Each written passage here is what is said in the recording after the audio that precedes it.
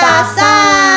Hello， 大家好，我是小雨。大家好，我是拉拉。那我们一起用最热烈的掌声欢迎我们的最美的女神亚萨。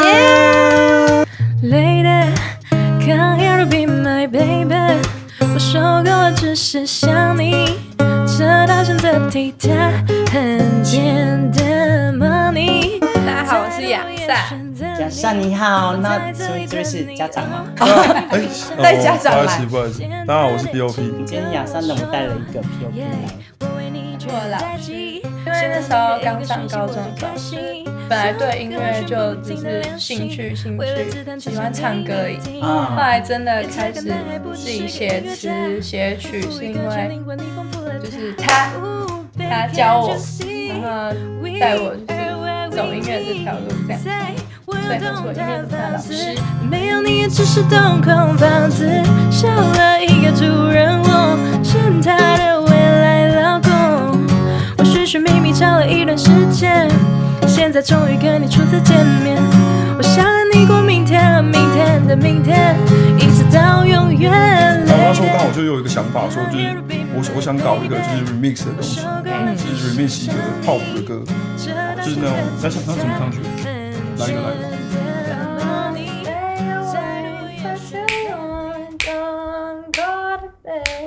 Make a cup of coffee for you。有听过吗？有啊。对，就这首，还蛮爆的一首歌。然后我就说，我们来搞这首，然后就顺势问他说，我们不然来搞一个厂牌这样。最喜欢的一首歌，应该还是就是第一次15岁第一首写的那首歌。最喜欢的还是就是虽然现在回头听会觉得那时候写的歌词跟旋律都很幼稚，可是最喜欢的还是那一首。那首歌叫什么？叫什么？对啊，那时候创作的想法跟概念。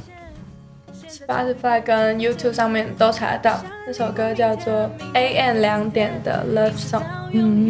串流平台上都有。那首歌是在写那种国中生的恋爱感，因为我觉得那种清纯的恋爱的感觉只有一生只有一次，所以我就写的那首歌。我在这里等你哦，请你不要想太多，我在这等你跟我说哦，那么多的 feelings getting from oh， 我trả了先让你操控我，今天想和你聊自爱，我可不想装没事 so， 请你不要想太多，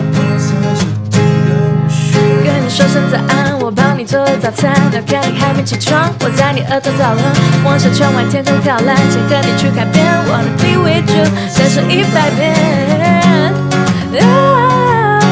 带你去参加那个 HOT 原创音乐大奖，那个比赛蛮大的。然后我那时候不知道那是一个大比赛，我那时候想说没有报过比赛，然后就报看，然后就一路就比到台北总决赛。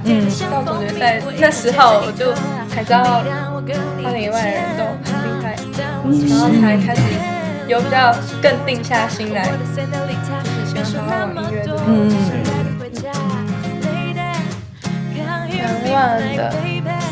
难忘的是夏恋的舞台，然后舍不得的是花莲，因为上大学之后要上台北，然后怎么样？有点犯累。然后就是离开舒适圈的感觉，然后而且台北就是环境啊、同学、实力什么的，就是都跟花莲差很多，然后就。刚上台北的时候就是一直哭，就很舍不得。小弟弟、小妹妹，当初我们也是这样。就我目前的状态有一点随波逐流，因为不知道可能大一，有点不确定自己这个方向是不是真的可以到之后。那个莫忘初衷啊，不要忘记你当初为什么想要做音乐、创作音乐那种感觉。对啊，千万没有压力。好，今天很开心由他们来加入我们的分享他们音乐故事，用热情掌声谢谢我们的亚萨以及我们的 BOP 老师。爱莎莎，下次见，拜拜。